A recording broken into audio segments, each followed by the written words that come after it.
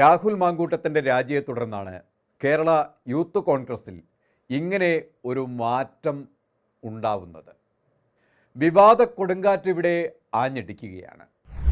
കോൺഗ്രസ് രാഷ്ട്രീയത്തിൽ കൊടുമ്പിരി കൊള്ളുന്ന രാഹുൽ മാങ്കൂട്ട വിവാദങ്ങൾക്ക് ഇനിയും വ്യക്തത വരേണ്ടതുണ്ട്. ഇപ്പോൾ ആരോപണ വിധേയം മാത്രമാണ് രാഹുൽ മാങ്കൂട്ടത്തിൽ. തനിക്കെതിരെ ഉയർന്നു വന്ന ആരോപണങ്ങൾ വ്യക്തമായി അദ്ദേഹം നിഷേധിച്ചിട്ടുമുണ്ട്. അടിയുറച്ച നല്ല ഒരു കോൺഗ്രസ്കാരനായതുകൊണ്ട് തന്നെ ആരോപണം ഉയർന്ന സാഹചര്യത്തിൽ ധാർമ്മികമായ ഉത്തരവാദിത്തത്തിൽ നിന്നുകൊണ്ട് സംഘടനാ ഭാരവാഹിത്വം രാജിവെക്കുകയും അദ്ദേഹം ചെയ്തു. ഇനി ഈ ആരോപണത്തിൽ എത്രമാത്രം യാഥാർത്ഥ്യമുണ്ട് എന്നതാണ് തെളിയിക്കപ്പെടേണ്ടത്. ഉമ്മൻചാണ്ടി ഭരണകാലത്ത് നിഗൂഢമായ ഗൂഢാലോചനയുടെ ഭാഗമായി ഒരു വനിതയെ കളത്തിലിറക്കി നിഷ്ഠൂരമായ രീതിയിൽ ജുഗുത്സാവഹമായ കഥകൾ മെനഞ്ഞുണ്ടാക്കിയ ഉമ്മൻചാണ്ടിയെ തകർക്കാൻ തുനിഞ്ഞിറങ്ങിയ രാഷ്ട്രീയ പാപ്പരത്വമൊക്കെ നമ്മൾ കണ്ടതാണ്. അതേ ലൈൻ തന്നെയാണോ രാഹുൽ മാങ്കൂട്ടത്തിൻ്റെ കാര്യത്തിലും എന്നതാണ് ഇപ്പോൾ ഉയർന്നു വരുന്ന ചോദ്യങ്ങൾ. ഉമ്മൻചാണ്ടിയെപ്പോലെ ഇനിയൊരു കോൺഗ്രസ്സുകാരനെയും പെൺവിഷയമായുധമാക്കി തകർക്കാൻ അനുവദിക്കില്ല എന്ന തീരുമാനത്തിൽ കോൺഗ്രസ് ഒറ്റക്കെട്ടായി രാഹുലിനെ പിന്തുണയ്ക്കുകയാണ്.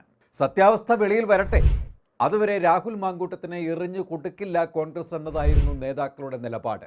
രാഹുൽ മാങ്കൂട്ടത്തിനെതിരെ ഇപ്പോൾ ഉയർത്തിയ ഈ ആരോപണത്തിന് പിന്നിൽ ഒരു കാരണമുണ്ട്. LDF സർക്കാരിനെതിരെയും LDF നേതാക്കൾക്കെതിരെയും ഏറ്റവും ശക്തമായി പ്രതികരിച്ച ഒരാളാണ് രാഹുൽ മാങ്കൂട്ടം. പരസ്യമായി അവരെ തെരുവിൽ വെല്ലുവിളിച്ച് പോരാട്ടങ്ങൾ നയിച്ച നേതാവ് എന്ന നിലയിൽ, എന്നും CPMന്റെ വെറുപ്പിന് പാത്രമായ ആളെന്ന നിലയിലും, ഉയർന്നു വരുന്ന ഒരു നേതാവെന്ന നിലയിലും ഇയാൾ തല പൊന്തിച്ചാൽ അത് കേരളത്തിൽ CPMന് തലവേദനയാകുമെന്ന നിലയിലും അയാളെ തകർക്കേണ്ടത് എതിർപക്ഷത്തിൻ്റെ ആവശ്യമായി മാറിക്കഴിഞ്ഞു. രാഹുലിനെതിരെ ഇപ്പോൾ സമർപ്പിച്ചിട്ടുള്ള തെളിവുകളുടെ ആധികാരികതയിൽ സംശയമുണ്ട്. കാരണം ഈ ഡിജിറ്റൽ AI യുഗത്തിൽ ഇത്തരം തെളിവുകളുടെ സത്യാവസ്ഥ കൃത്യമായ അന്വേഷണങ്ങളിലൂടെ മാത്രമേ വ്യക്തമാകുകയുള്ളൂ. അതുവരെ രാഹുൽ മാങ്കൂട്ടം കുറ്റക്കാരനെന്ന് ആർക്കും വിധിക്കാൻ കഴിയില്ല. എങ്കിലും രാഹുൽ മാങ്കൂട്ടം തൻ്റെ മേൽ വന്ന പരാതികളിൽ ധാർമ്മികമായ ഉത്തരവാദിത്വത്തോടെ സംഘടനാ നേതൃത്വത്തിൽ നിന്നും മാറി നിന്നു. തദ്ദേശ തിരഞ്ഞെടുപ്പും അസംബ്ലി തിരഞ്ഞെടുപ്പും വരുന്ന ഈ ഘട്ടത്തിൽ സംഘടനയെ ശക്തിപ്പെടുത്തേണ്ടതിൻ്റെ ആവശ്യകത മനസ്സിലാക്കി രാഹുൽ മാങ്കൂട്ടത്തിൻ്റെ ഒഴിവിലേക്ക് യൂത്ത് കോൺഗ്രസിനെ നയിക്കാൻ ഏറ്റവും സജീവമായി ഉയർന്നു കേൾക്കുന്നത് KM അഭിജിത്ത്, അബിൻ വർക്കി, വിനു ചുള്ളിയിൽ എന്ന പേരുകളാണെങ്കിലും ഇപ്പോഴത്തെ ഈ സാഹചര്യത്തിൽ ഒരു വനിത യൂത്ത് കോൺഗ്രസിൻ്റെ തലപ്പത്ത് വരിക എന്നതും തള്ളിക്കളയാൻ ആവില്ല. അങ്ങനെ സംഭവിച്ചാൽ പ്രധാനമായും 4 വനിതകളുടെ പേരുകളാണ് ഉയർന്നു കേൾക്കുന്നത്. യൂത്ത് കോൺഗ്രസ് സംസ്ഥാന കമ്മിറ്റി വനിതാ ഉപാധ്യക്ഷ അരിത ബാബുവാണ് ഈ പട്ടികയിൽ ഒന്നാമതുള്ളത്. നിലവിൽ കായംകുളം ജില്ലാ പഞ്ചായത്ത് അംഗമാണ്. രണ്ടാമതായി ഷിബിന VK ആണ്. ഈ കഴിഞ്ഞ ദിവസങ്ങളിൽ യൂത്ത് കോൺഗ്രസ് അഖിലേന്ത്യാ കമ്മിറ്റി സെക്രട്ടറിയായി നിയമിതയായ നിലവിൽ സംസ്ഥാന ഉപാധ്യക്ഷയുമായ കണ്ണൂർക്കാരിയായ ഷിബിന യൂത്ത് കോൺഗ്രസ് സമരമുഖങ്ങളിൽ തീപ്പൊരു സാന്നിധ്യമാണ്. RV നേഹയുടെ പേരാണ് മൂന്നാമതായി ഉയർന്നു വരുന്നത്.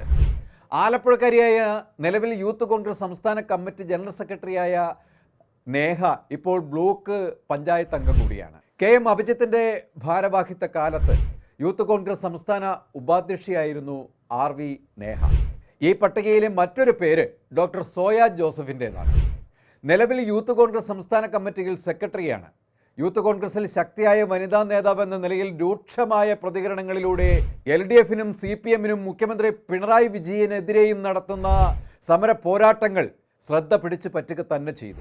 അധ്യാപിക കൂടിയായ ഡോക്ടർ സോയ ജോസഫ് കേരളത്തിൽ ഇതുവരെ KPCC അധ്യക്ഷ പദവിയിലോ യൂത്ത് കോൺഗ്രസ് അധ്യക്ഷ പദവിയിലോ KSU അധ്യക്ഷ പദവിയിലോ ഇതുവരെ വനിതകൾ ആരും എത്തിയിട്ടില്ല എന്ന ചരിത്രമാകും ഇതിലൂടെ തിരുത്തുക. മാറുന്ന കാലഘട്ടത്തിൽ മാറ്റത്തിൻ്റെ നൂതന ചുവടുവെപ്പുകളുമായി കോൺഗ്രസ് പുതിയ ജൈത്രയാത്രയ്ക്കാണ് ഒരുങ്ങുന്നത്. പുതിയ മാറ്റങ്ങളൊക്കെ യുവതലമുറയുടെ വീക്ഷണത്തിന് ഊർജം പകരുന്നതാണ്. യൂത്ത് കോൺഗ്രസിൽ പുതിയ ചരിത്രം കുറിക്കാൻ വനിതാ നേതാവിൻ്റെ വരവിന് കഴിയട്ടെ. വരുന്നത് ആരാണെങ്കിലും യൂത്ത് കോൺഗ്രസിലൂടെ കോൺഗ്രസിന് ശക്തി പകരാൻ കഴിയട്ടെ എന്ന് നമുക്ക് ആശംസിക്കാം. കൂടുതൽ വാർത്തകൾക്കും വിശേഷങ്ങൾക്കും ഞങ്ങളുടെ channel like, share and subscribe ചെയ്യുക. കൂടാതെ സബ്സ്ക്രൈബ് ബട്ടണിലെ ബെല്ലൈക്കൺ എനേബിൾ ചെയ്യാനും മറക്കരുത്.